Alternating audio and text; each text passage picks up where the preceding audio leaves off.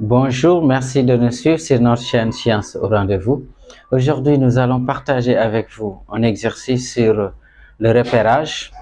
Le repérage, c'est une leçon très importante en classe de troisième. Et là, nous avons un exercice très simple. Et avant de traiter l'exercice, on va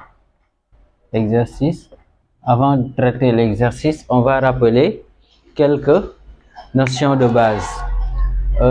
Comment on détermine les coordonnées d'un vecteur? Donc, pour déterminer, si vous avez un point de coordonnées, un point A de coordonnées XA, YA, et un point B de coordonnées XB, YB. Comment on détermine les coordonnées du vecteur AB? Donc, si je mets ici AB vecteur, donc il faut prendre la différence des abscisses et la différence des ordonnées. Et la différence ici, on prend l'extrémité moins l'origine. Donc ça va me donner x de B moins x de A. Ici, y de B moins y de A. Donc c'est ça un peu comment on détermine les coordonnées d'un vecteur.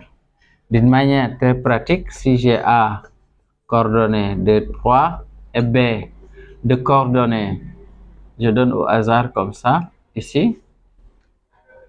Ok, bon, c'est pas grave. Là, si je veux avoir maintenant les coordonnées du vecteur AB, comment je fais? Donc là, on applique la formule. Donc ici, x de B, c'est 1. Donc, je vais avoir 1 moins x de A, c'est 2. Ici, y de B, c'est moins 3. Y de A, ici, moins y de A, moins 3.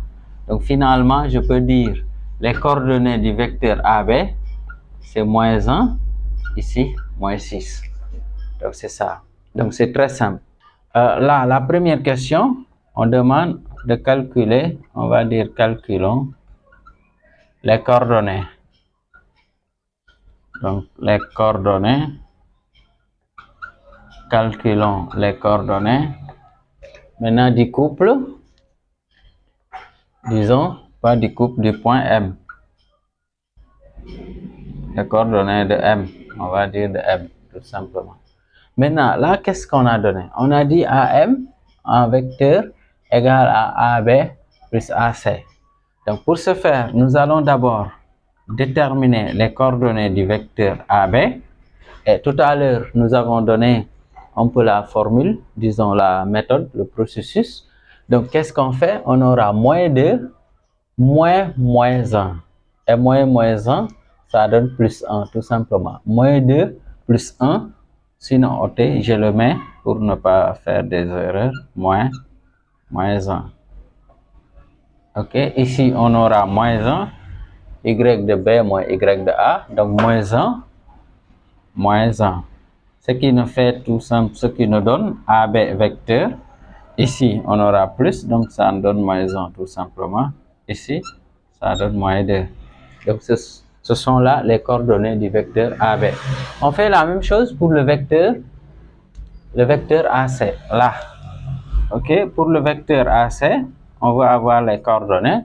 Donc, on aura 3 moins 2. Non, 3 moins 1, du moins. Donc, 3 moins 1. Ici, on aura encore 3 moins 1, ici.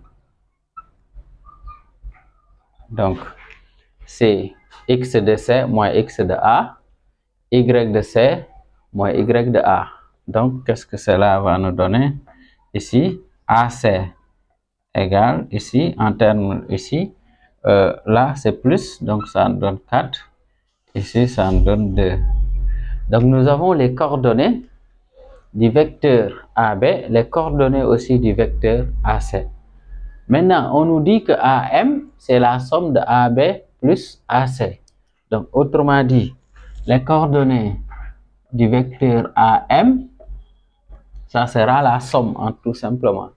on va mettre AB, disons la somme des abscisses plus la somme des ordonnées.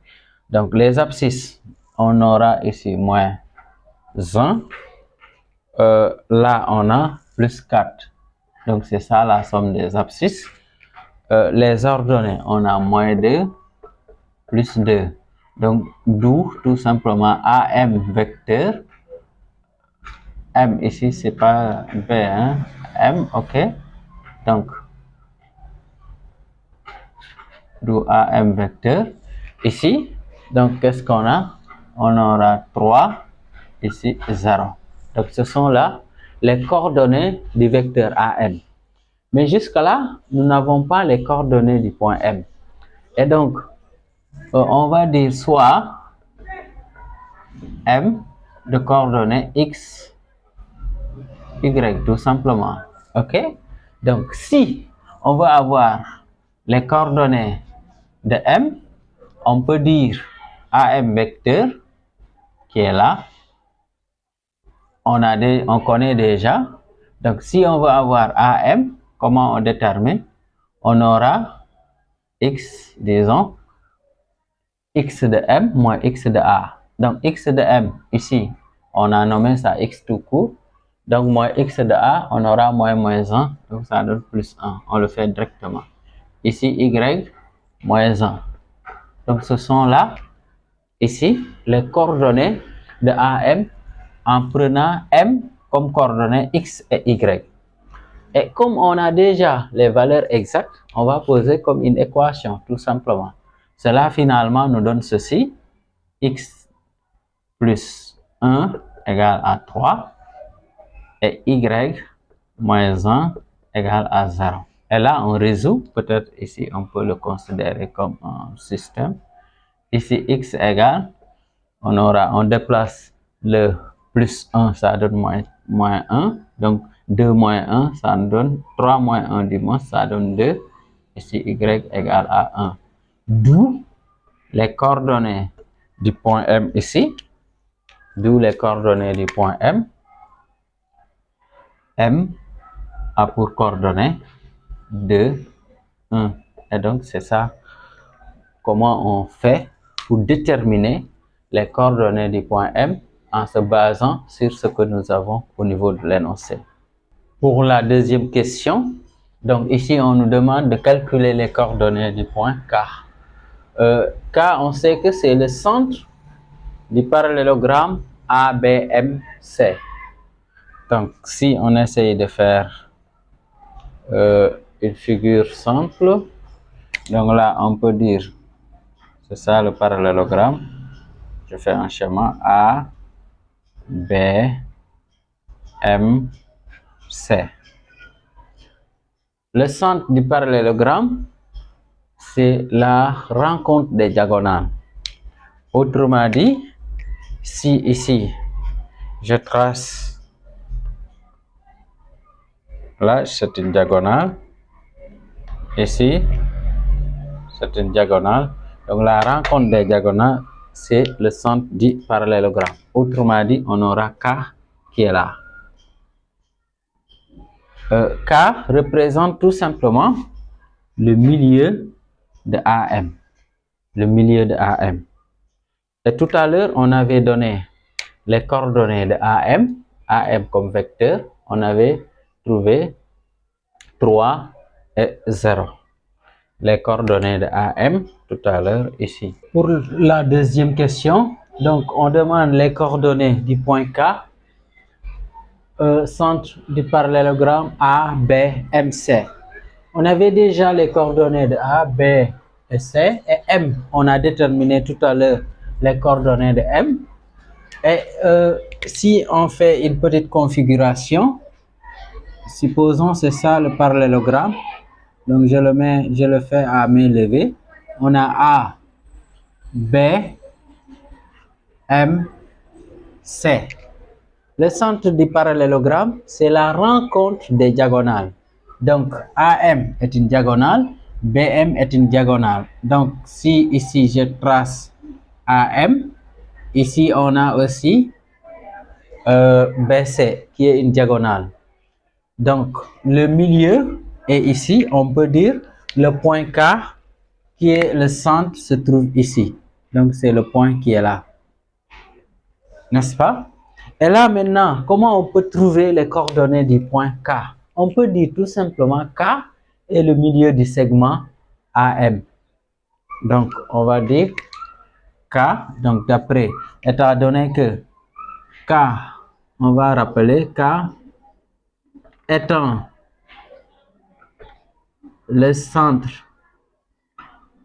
du parallélogramme, étant le centre du parallélogramme, étant le centre du parallélogramme, alors il est le milieu, le milieu du segment AM. On pouvait prendre aussi BC. Donc, BC ou bien AM. Donc, on choisit ce qu'on veut. Prenons par exemple BC, le milieu de BC. BC, ici, segment. Et comment on détermine les coordonnées d'un point qui est le milieu d'un segment? C'est simple. Si M est le milieu du segment de BC, ça veut dire tout simplement les coordonnées de K ici, ce sont, je vais faire la somme des abscisses de B et C sur 2 et la somme des ordonnées sur 2. Allons-y.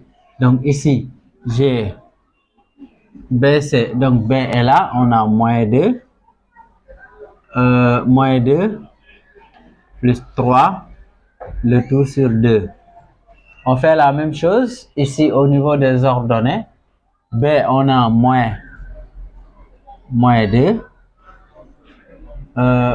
Ici, moins 1 dit moins 1 plus 3. Plus 3. Et le tout ici divisé par 2. Donc ici, ça donne. Donc, ce qui fait que si on calcule ici, moins 1, moins 2 plus 3, ça donne 1. Donc, on aura 1 demi. Et ici, on aura 3 moins 1, ça donne 2. 2 sur 2, ça donne 1. D'où, tout simplement, on a les coordonnées du point K. Ici, c'est égal à, disons, K a pour coordonnées. Ici, 1 demi. Ici, tout simplement, 1. Et donc, ce sont là les coordonnées du point K. Et là aussi, on peut l'écrire tout simplement sous forme linéaire d'une ligne.